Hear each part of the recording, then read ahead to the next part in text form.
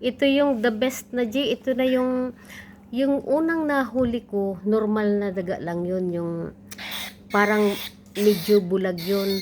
Ito, tingnan mo, ito talagang daga na yung nagkakalot ng lupa. Tingnan mo, ang laki niya, oh. Oh.